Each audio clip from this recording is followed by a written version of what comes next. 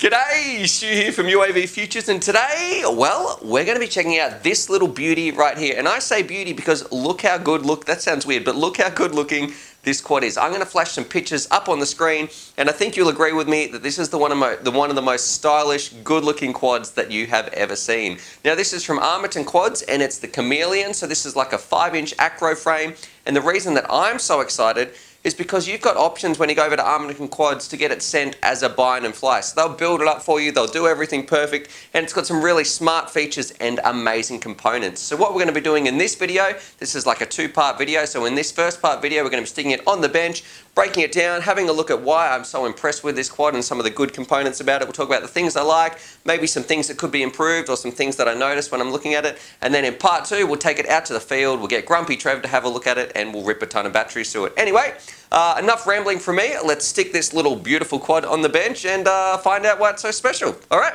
let's get started. Alrighty, so here it is on the bench, and you can definitely tell, look, I know I mentioned it before, but have you ever seen a better looking quadcopter? I absolutely love the look of this thing. A very, very stylish quad. Now I've got the Bind and Fly Chameleon. You can get the frame itself, and I'll leave a link to all the components and everything down in the description below. But the one I got is actually the Bind and Fly, and the first thing I want to point out is just the customer service you get from Armattan. Like when I got this quad, it turned up, and I also got in my email a personalized video just made for me on this, and I sent an email back to Armattan and I said, oh, what is this? Is this just because I'm a reviewer or something like that? And Chris replied and said that no, every single person that buys one of the pre-made kits from Armattan, they go through, they show a video of how it's set up, they show it hovering, and they do a bit of a rundown. So I was so impressed, and that's really synonymous with Armattan, is the customer service, because they've also got like lifetime warranties on their frames and things like that as well. So a massive shout out to them, just to the level of customer service that Armattan Quads have. It goes a long way in this hobby, and I know I, for one, and also for Trevor, and I'll talk about Trevor's experience with them, are very, very impressed. Anyway, enough rambling. Let's have a look at the quad. So it's a 5-inch racer, you can see. Mine's come pre-built, and we're going to start at the outside and then work our way in. But the first thing I want to do, let's have a look at the frame itself. So it's a unibody frame made out of some high quality carbon, and you can see there's a big difference towards the front of this one. There is a very, very special, there's some very, very special, I guess, aluminum, or however you, aluminium, I should be saying aluminium in Australia, the Aussies will kill me, but you've got some very, very special ways of mounting the front camera pod and also the back VTX. So it's going to be very, very strong and stable in here and allow for some great customizable angles and those sorts of things. Very, very different designs and a little bit innovative, especially towards the back, and we'll talk about how we hold the VTX in there a little bit later as well. But a very, very innovative way of looking at, I guess, pushing the frames in a new direction. I'm very, very impressed. Now the frame itself, let me get my calipers, let's measure it. I think it's 4mm thick. Let's have a look here, so just zero in. So we have a 4mm thick frame right there. So a 4mm thick carbon frame, very, very solid. You're not going to be breaking this thing anytime soon. And for me, really, I find I'm not breaking too many frames anyway, but I know that Armattan does have that lifetime warranty, so if you do break one of the frames, it's great how you can just get a replacement very, very easily. Now, looking at the outside, like I mentioned, on the outside we have these oomph motors, and these oomph motors, they are fantastic. I've read a lot of reviews and seen a lot of videos on them, and they look like they're some of the best motors out there. Very, very quality. And look at this part. Look, mine comes with Dow Cyclone props. I think you can choose a whole bunch of options if you want to get one that's pre-built for you. But check this out. This is one of the newest features that I love. Look at this lock nut. That's a totally different way of screwing down your props, and I'm going to show you what's so special about it. Now these prop nuts, usually in the past, if people have had a ratchet or something like that, they have a special, the shaft is actually on the inside, that's where the thread is. But this bolt right here, this is designed so you can just put a coin in there. There's an Aussie 10-cent coin. You can just put a coin in there, and that's how you're going to tighten your props. So, look at that. We're keeping the weight down. The thread is on the inside, and yeah, I think that's a really cool way, because sometimes you might be out in the field and think, oh no, I've lost my toolbox.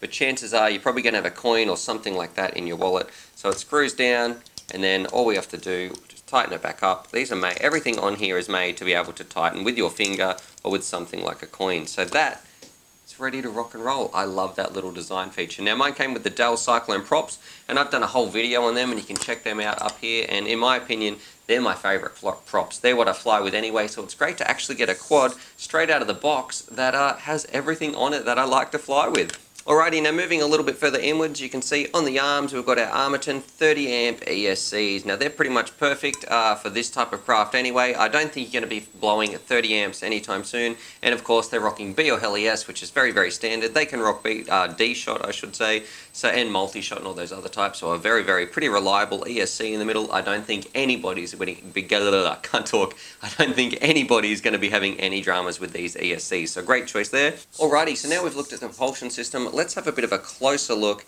at the actual internals across through the main body of the quad and why I think it's so special. So we're going to start at the front. And this is one part that I'm really impressed with. Look, it's got a Foxy, like a HS11 77 camera in here. Pretty standard camera. But the part I'm impressed is, look at this mount. Look how much engineering's gone into this mount and how much machining. And it is, sorry, it should put it in focus. It is one solid piece. I'll flash some pictures on the screen too because this might be a little bit blurry. But one solid piece, and it is bolted right down to your frame. And the reason why I'm so impressed with this camera not only fits in here perfectly, but there's often a trade-off between, are you going to have camera protection and see a little bit of the, I guess, a little bit of the shell in your FPV vision, or you're going to have a very unobstructed vision and maybe a really clear view, but have your camera poking out just a little bit. This one fits perfectly. So I can see I'm running that. That's my flat little chopstick. I'm putting that across the top, and it's not scraping the lens at all. So it's really been designed well, and they've measured it up perfectly where your camera is going to be perfectly protected, but also you're going to have the best vision in there. So great job, Armattan, with that one. Now, moving behind that, we actually have, and I wasn't expecting this, it's got a little Furious OSD plug straight into the back of the camera. That's fantastic because having a built-in OSD is great, because if you're flying around, for me, that's how I check all my voltage and make sure I don't wreck my batteries too much and that stuff. So it's great that it comes with an OSD in this little kit. You can choose to have one of those installed. And on the side, you can see it's got some screws. I'll flash some more pictures on the screen. It's got some screws where you can actually choose, just put a little coin or a screwdriver in there, and it's going to hold your camera angle very, very tightly in place. Because one of the things I hate when I'm flying is when you come in for a hard landing and you might have a hard crash, especially if you're in a race or something like that, and your camera droops down, it can be very, very difficult to fly. See, I hate this so much on my GT2, which I fly all the time and is one of the quickest quads I have. I've actually taped it, so there is no way that that thing can move. It's taped and glued in because I hate it when it slips down.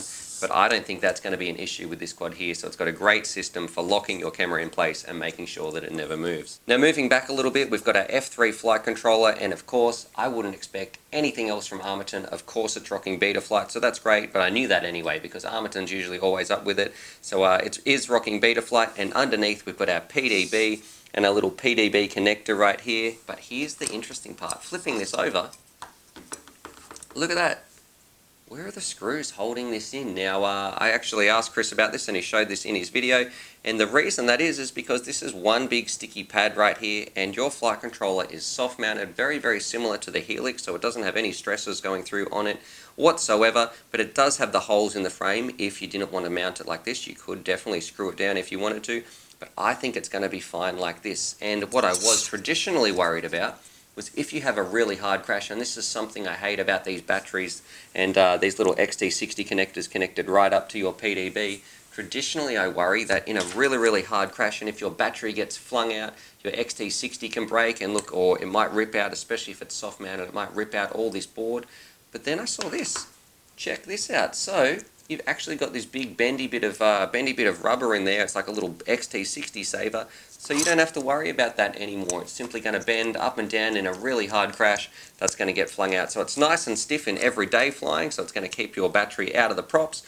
But in a huge crash, when it goes flying and it gets jettisoned, it's just simply going to unplug right there, and it's going to save your XT60. So look, I don't think it's engineering or anything like that. It's just something really, really smart and really clever. So awesome job with that, Armattan. And then moving towards the back of the quad right here, this is where we've got our little 40-channel on-way VTX. And I think the frame was actually designed around this, because you can see right here you've got simple access to the little ports and the plugs and that sort of thing. And also you've got some access to the dip switches. So if you stick a little screwdriver, let's see if I can find one, a little screwdriver or something like that, you should have a pretty easy time changing your dip switches over. And that's something I think a lot of frame designers miss. They don't have enough access to get to your VTX channels, because if you take this thing to a race or you want to fly with friends, I know the more people that I fly with nowadays, it's very, very important to have access to your VTX channels. So awesome job there. And then speaking about the VTX, of course, that's connected to this little DYS antenna. That's great. I've heard some good things about this, but really, I just need a whip. I'm not too concerned with having, I think whips do great, so if they could just attach a little whip, or at least include the option to have a whip antenna, I think that'd be cool. But a great antenna, you're not going to have any issues with it anyway. It's just going to add maybe an extra 10 grams or something like that. No biggie. But then it does have this pretty smart bit towards the back, and I know it's a little bit blurry, so I'm going to flash up another picture on the screen. But it's got your VTX saver, so you simply screw your antenna straight onto this part. It's going to hold very, very nicely into this part. You screw it right down. That's what's going to secure it, and it's going to stop any time. It's going to stop anything snapping off your VTX, because traditionally that's going to be one of the weak points, and if anything breaks, it's probably going to be your antenna, and it's going to keep your VTX nice and safe. Now if I flip this over, this is another part that I want to point out is it comes bind and fly, so you can choose the option to have what sort of receiver. There's like a big drop down menu where you can choose what you want, exactly how you want your quad built. So I picked the FreeSky receiver, and you've also got a very, very easy way to simply bind it up to your quad. So all you're going to have to do is put your Tyrannus in bind mode, because I chose one that came with the FreeSky receiver. You've got access to the bind button, click that down, you're ready to rock and roll. Like, I mean, this thing should take no time at all to get set up and get flying. Now, talking about these little antennas out the back, here is actually one thing that I would like to change. So currently, I'll flip it over this way. Currently, you've got these two, I'll put this up like this, you've got these two antenna parts sticking out the back. I do worry that they're going to get collected by the props and cut a little bit, and that's the last thing you want. So what I think I'm going to do, it's not really a big issue. All I'm going to do, I'm going to just tape them up underneath the arms, just like this, and that's how I'm going to be flying around with mine, because I think that's going to be a much better option for me. So I would probably say any pilots out there who are worried about their antennas getting cut, that is one little mod, but you know, that's a pretty simple and easy one to do. Now there is one big thing I want to talk about on this frame, and that is exactly something I don't like about top-mounted batteries when they're in this sort of slammed position. So I really worry, I'm going to put this on, I put this battery on the wrong way, really this lead should be up the other end so I can plug in here, but this is irrelevant. What I want to talk about is I really worry about the props slicing up the battery, because that's what happened on my Tyrant.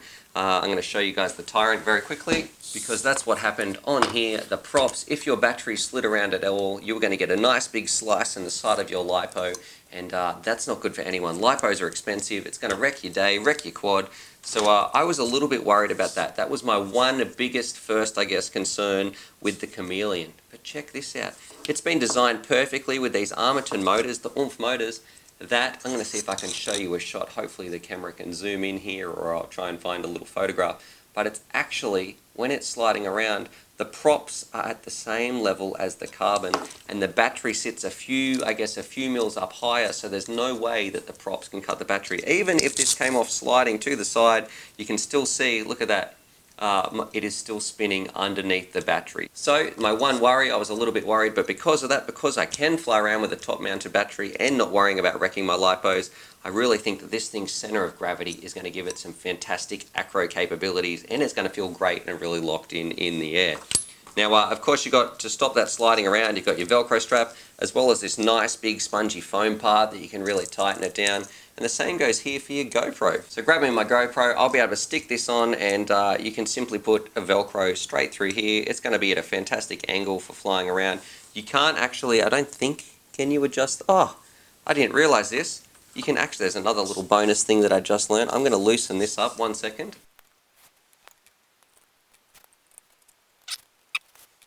Alright, so I didn't actually realize that, but I'll show you another photo. I have just cranked this up. I thought this was on a fixed angle, so that's amazing. I didn't realize you could do that, but you can actually change the angle that your GoPro is going to be mounted on. Let's put it to max. Let's see what can happen when we take it out for a fly. But by simply doing that, it took about 2 seconds to also adjust your GoPro angle. So you can have an independent, if you wanted to, you can have an independent level to what your GoPro to your camera is going to be. So that's another little great bit of design. And it's got some nice little slits under there that you can just wrap around with some Velcro. So some great options to securing your GoPro or your recording camera to your frame. So look, that's really impressive. I didn't realize that was so well designed at the front right there. Another big plus. And of course it's got a nice little pad to keep it nice and secure so you can really tighten it down. So overall, on first impressions, I mean, I don't think I don't know what else I'd want in a quad. Like, it is fantastic. The one thing people are probably going to mention, it is a little bit heavier than, say, an ultralight. So let's stick it on the scales and see how much it's coming in at. So stick it on the scales, let's weigh the thing.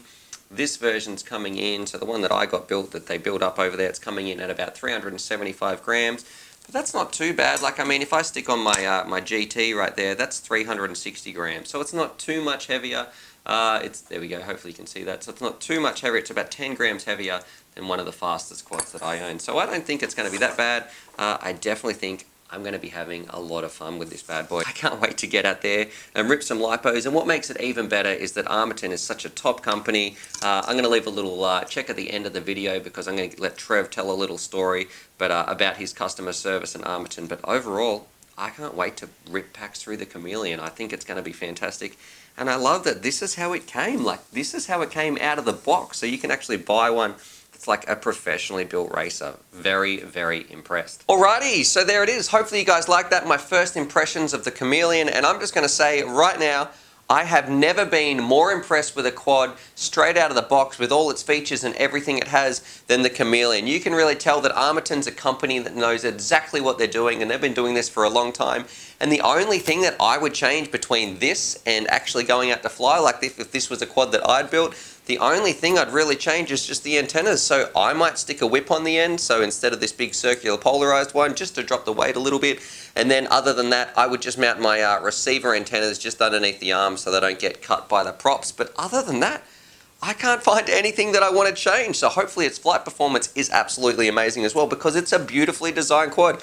I mean, the oomph motors are fantastic. I love the new part. You can just tighten and loosen with a coin. The soft-mounted flight controller a little bit in there. The OSD. I like the awesome. I love the look of it. I think it's one of the best looking quads that I've ever seen, but we knew that from the start. I love how it protects the camera. The GoPro, the sort of soft-mounted GoPro on the top right there as well. And I was worried about the battery getting cut by the props, but it looks like that's just below the level as well. So that's not going to happen. So I'm going to say, fantastic job. I can't wait to take this thing out to the field, rip it around, and I know that this is probably going to be one of my main acro quads. So that little bit of weight that it's got, look, it's not as light as some of the hyper lights out there, but that little bit of weight is going to allow me to throw it around, maybe do some hangs, and use some of that momentum to do some very cool acro flying. And a massive shout out to Armattan Quads too, because they've been in the game for a long time. They're always coming up with innovations, and I think they're a company that really does things right. And they supported the channel way back when I had like no subscribers at all, and I did like a little build video and things like that. But recently what made me contact them was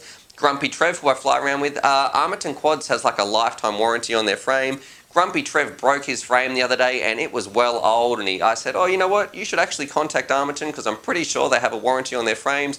Trev hit him up, and he had a replacement within 5 days. It cost him like $5 in postage or something. I can't remember exactly how much, but it cost him a little bit of postage, and he had his new frame replacement ready to rock and roll. So, so then I thought, you know what?